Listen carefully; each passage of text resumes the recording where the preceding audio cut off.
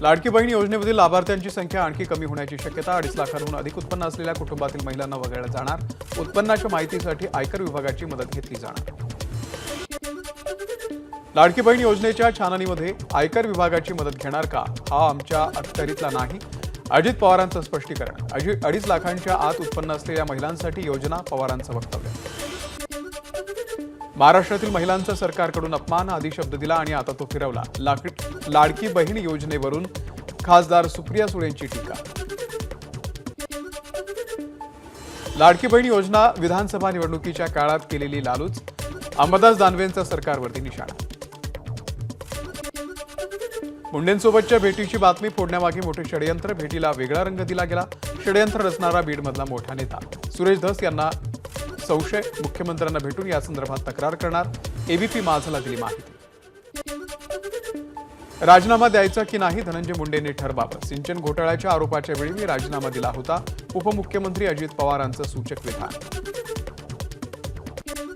आष्टीकडे लक्ष द्यावं लागेल असं पंकजा मुंडे म्हणाल्या होत्या. पंकजा यांच्या वक्तव्यानंतर धस मुंडेंच्या भेटीला गेले का, प्रकाश महाजन यांचा सवाल. धनंजय मुंडे, सुरेश धस, बजरंग सुनावणे हे सगळे एकाच गँगमधले. अजित पवारांनी धनंजय मुंडेंना कोर कमिटीत घेतल्यामुळे धस यांची माघार, प्रकाश महाजनांचा दावा. बीडमधले सुरेश धस यांच्याकडून अनेक नेत्यांची फसवणूक, त्यांनी अनेकांचा विश्वासघात केलाय. मनसेचे नेते प्रकाश महाजन यांचा सुरेश धसांवरती हल्लाबोल. सुरेश धस आणि धनंजय मुंडेंची भेट म्हणजे टीआरपी वाढवण्यासाठीचा प्रकार. काँग्रेसचे प्रदेशाध्यक्ष हर्षवर्धन सपकाळ यांची टीका. राष्ट्रवादीनं महत्त्व कमी करण्यासाठी मुख्यमंत्र्यांच्या धस यांना सूचना, सपकाळ यांचं वक्तव्य. संतोष देशमुख हत्या प्रकरणामधील फरार आरोपी कृष्णा आंधळेची संपत्ती जप्त होणार. महसूल प्रशासनाकडून संपत्ती जप्त करण्याच्या प्रक्रियेला सुरुवात. कृष्णा आंधळेची संपत्ती जप्त कराच, पण आरोपीला अटकही करा. संतोष देशमुखांचे बंधू धनंजय देशमुखांची मागणी. परळीतील सरपंच बापू आंधळे हत्या प्रकरणातील फरार बबन गीतेची संपत्ती जप्त करण्याचे पोलिसांकडून प्रयत्न. 2 दिवसात संपत्ती जप्तीसाठी न्यायालयाकडे परवानगी मागणार. बीडमध्ये 1 मार्चपर्यंत जमावबंदीचे आदेश लागू. मोर्चे, निदर्शनं आणि आंदोलन करण्यासाठी जमावाला परवानगीशिवाय एकत्र येता येणार नाही. बीडचे अप्पर जिल्हा दंडाधिकारी शिवकुमार स्वामी यांचे आदेश. बाळासाहेबांचे खरे वारसदार उद्धव ठाकरेच, पण विधानसभा अध्यक्षांनी दुसऱ्यांनाच वारसदार नेमलं. बाळासाहेबांची पुण्याई राखण्यासाठी आपल्याला काम करावं लागेल, हे वक्तव्य पक्षविरोधी नाही. भास्कर जाधवांचं वक्तव्य. पक्षानं संधी दिली नाही असं कधीही म्हटलं नाही, मात्र पूर्ण क्षमतेनं काम करण्याची संधी मिळाली नाही, ही वस्तुस्थिती. आपल्या राजकीय दोषांमुळे संधी मिळाली नसेल. नाराजीच्या चर्चेनंतर भास्कर जाधवांची सारवासारव. कोणतंही पद मिळवण्यासाठी कधीही रडगाणं गायलं नाही. विरोधी पक्षनेते पदासाठी दबाव आणतोय असा खोटा दावा केला जातोय. भास्कर जाधवांचं वक्तव्य. भास्कर जाधव यांच्या नातेवाईकांचं गुहागरमध्ये लग्न असल्यानं ते बैठकीला हजर नव्हते. संजय राऊत यांचं स्पष्टीकरण.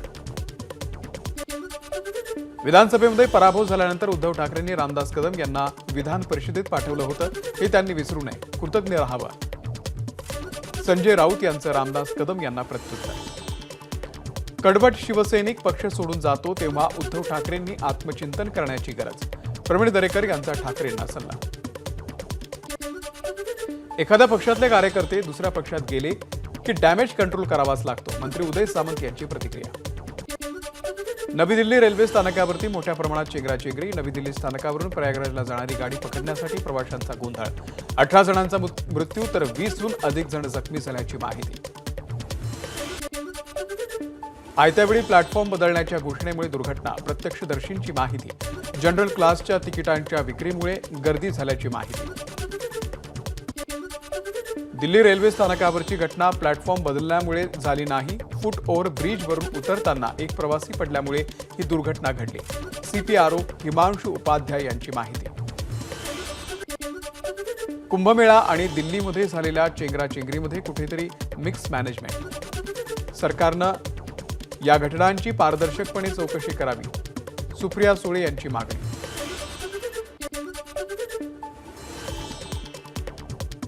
भाजपचे नेते किरीट सोमय्या यांनी केली घाटकोपरच्या चिराग मुस्लिम बहुल वसाहतीची पाहणी. मशिदींवरील अनधिकृत भोंग्यांच्या विरोधात सोमय्यांनी दिलं होतं निवेदन.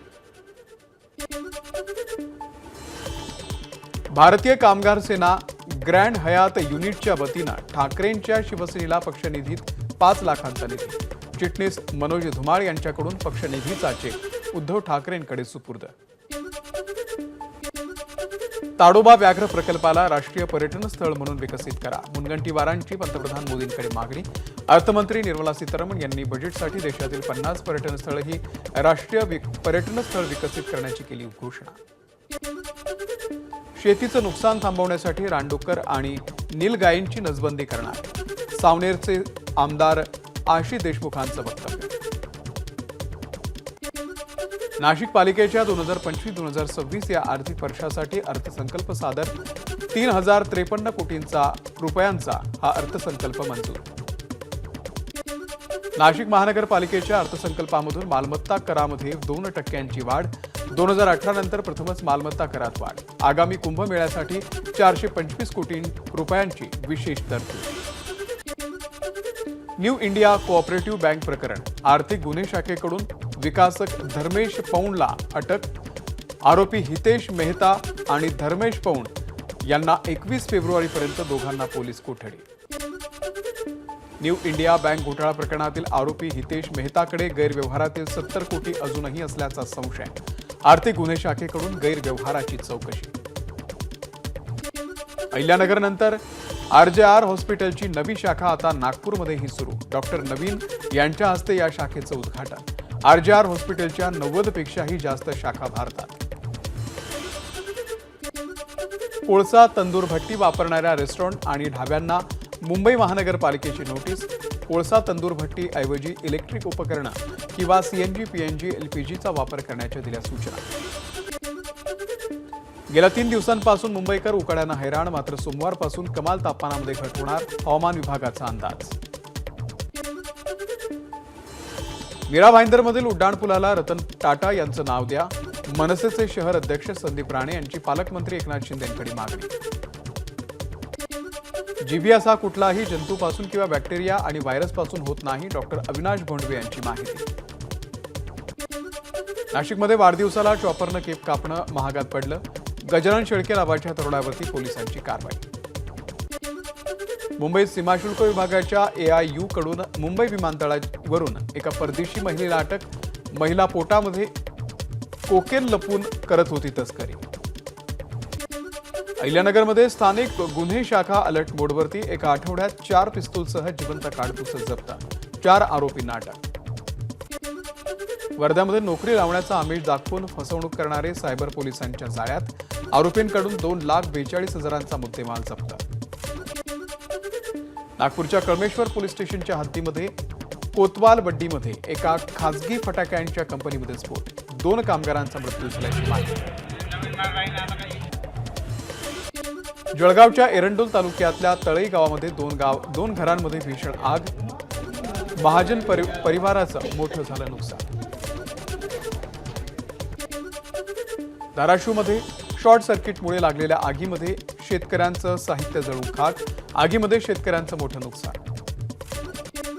रत्नागिरीच्या लांजा तालुक्यातील भांबेड सबस्टेशनला आग. सबस्टेशनचं मोठं नुकसान. आगीवरती नियंत्रण. अहिल्यानगर पुणे महामार्गावरती धोकादायक वळणाचा अंदाज न आल्यानं टँकर उलटला. हजारो लिटर डिझेल रस्त्यावर. डिझेल घेण्यासाठी स्थानिकांची झुंबड. लातूरमध्ये भरधाव स्कॉर्पिओ गाडी हॉटेलमध्ये घुसल्यानं एकाचा जागीच मृत्यू तर 2 जण जखमी झाल्याची माहिती. वर्ध्यामधल्या 264 शेतकरी बारामतीमध्ये शेतीच्या अभ्यास दौऱ्यासाठी रवाना. शेतीसोबतच दुग्ध व्यवसाय, कुक्कुटपालन, मत्स्यपालन, फळबाग, भाजीपाला, अन्य शेतीविषयक बाबींची माहिती मिळावी यासाठी प्रयत्न. अहिल्यानगरमधील सावेडी गावातील तरुणांनी छावा चित्रपट पाहण्यासाठी छत्रपती संभाजी महाराजांची वेशभूषा केलेल्या कलाकाराला सोबत आणलं. तरुणाची मिरवणूक काढत चित्रपटगृह गाठलं.